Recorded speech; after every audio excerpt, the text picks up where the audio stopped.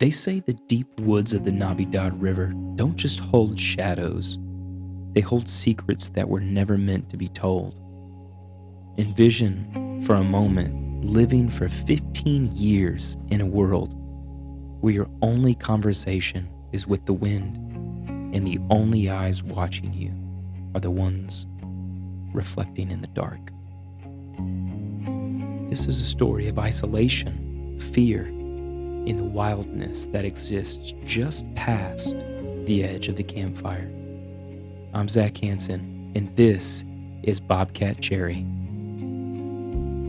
It is 1837, and you've just raised a cabin in the heart of Lavaca County, Texas, entirely alone in the vast, untamed wilderness. At night, the silence is so thick that it rings in your ears, and then you hear the rhythmic thump, thump, thump of someone walking on your porch. You grab a rifle, kick open the door, and see nothing. Only a single ear of corn is missing from the sack that you helped pick yesterday. And a footprint in the mud that looks almost human, but it's twice as long as yours. For the first few years, the settlers thought they were dealing with a leshy, or a wood spirit matter. They called him the short-haired spirit. He was never aggressive. He never harmed a woman or even a child. He was a poltergeist of the pantry. He would enter cabins while people were sleeping, just moving furniture around and take nothing but really just a meal, possibly a cured ham. Some families started to leave offerings out like they were feeding a god. They leave a bowl of stew or a worn blanket on the stump, and by morning he would be gone, replaced by a strangely carved stick or a pile of river shells. As more people moved to the Navidad, the spirit became a source of, community terror. In a small town, a mystery that lasts 15 years becomes a religion. People began to report that the Wildman had supernatural abilities. They said he could swim underwater for 10 minutes at a time. They said he could speak to the wolves. The most famous story from this era involves a group of hunters who cornered him in a box canyon. They had him dead to rights. They watched him leap up 15 feet of sheer rock wall, something no human could ever do, and vanish into the canopy. It was during this time that the detective aspect of the story begins.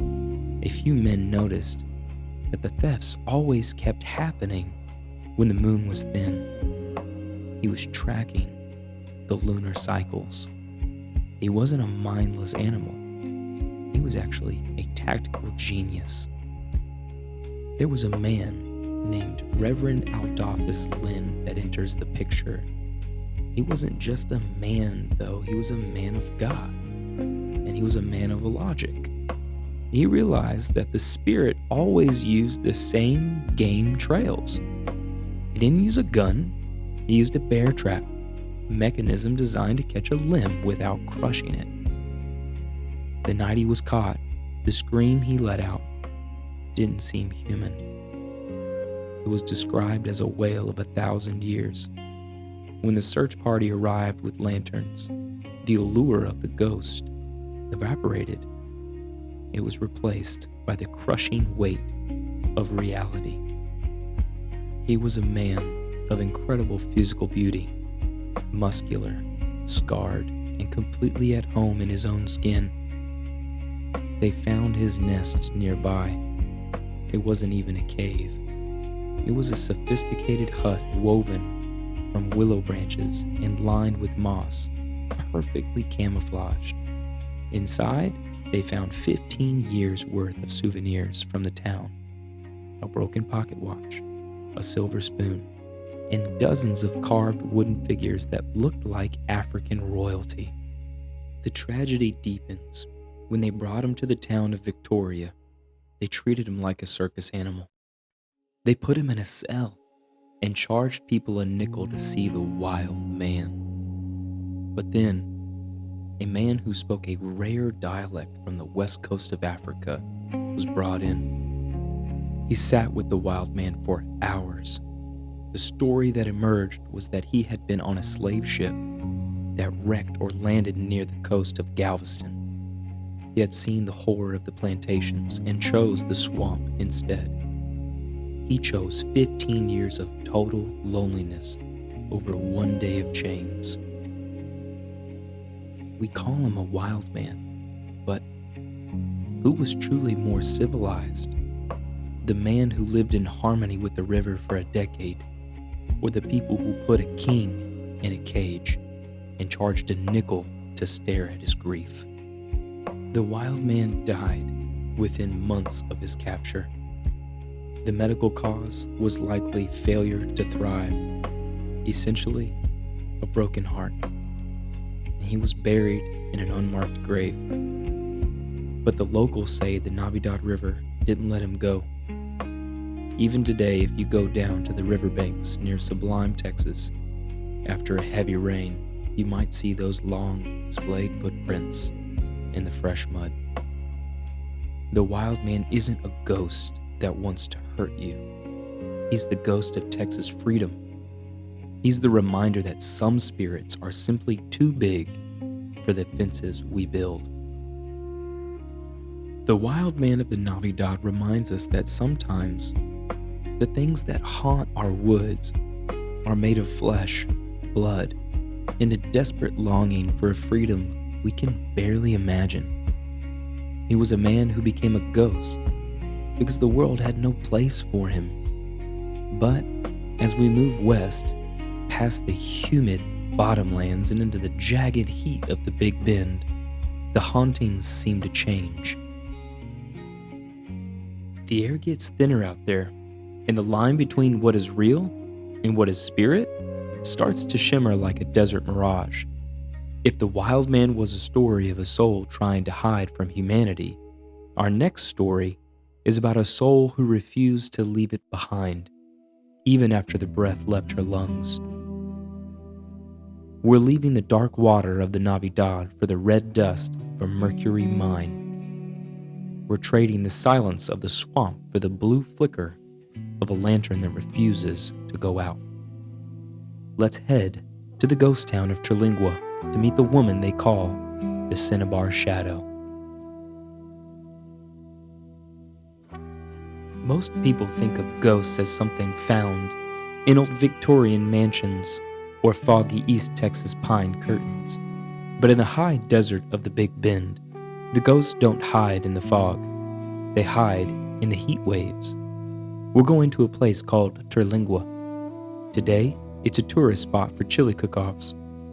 But 100 years ago, it was a mercury mining town, a place of red dust, poison, and desperate men. Cinnabar, also meaning mercury, is a very strange element. It's a liquid metal, but it's beautiful and toxic. It can rot the mind, and in the 1920s, the miners in Terlingua were breathing in those fumes every single day. And that's where Tonya comes in. Tonya Quintana wasn't a miner. She was a traditional healer. She didn't use modern medicine. She used the desert. She used sage, creosote, and prayer. She was the spiritual anchor for a town that was literally being poisoned by the earth. Tonya lived in a small stone hut on the edge of the Chisos Mountains. When a miner was dying of mercury poisoning and what they called the shakes, Tonya was the one who stayed with them. She believed that death wasn't a wall, but more so a river. She would light a small, blue-tinted lantern and guide them through the red mist of their final hours. In 1928, a sudden flu swept through the camp. Tonya worked for 72 hours straight, going from stone hut to stone hut. She never slept. She never ate. She just kept lighting that lantern.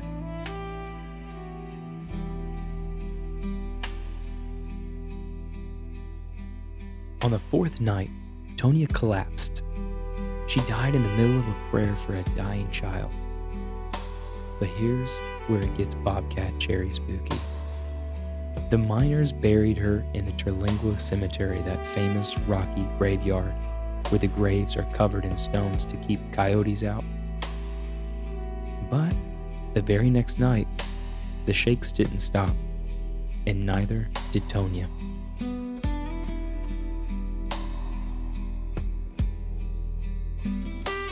For nearly a century, people in Terlingua have reported seeing a specific light. It isn't the white of a flashlight or the yellow of a campfire. It's a soft, pulsing blue.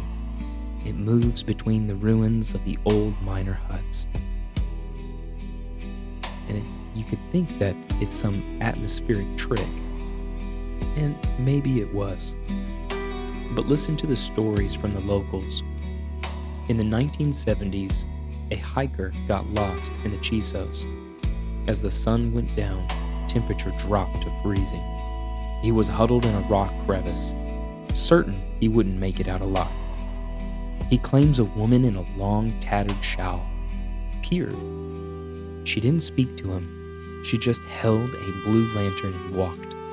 He followed her for 2 miles through the dark until he walked right into the middle of a search party's camp. When he turned to thank her, she was completely gone. No footprints in the sand. Nothing. There's a spiritual theory about Tonya. They say because she died in the middle of a healing, her soul is unfinished. She's trapped in this loop of mercy. But there's an allure to it. You know, people go to Terlingua today and try to leave small jars of water or even bunches of dried sage on a very specific unmarked stone grave. They're not asking for a haunting. They're asking for a blessing.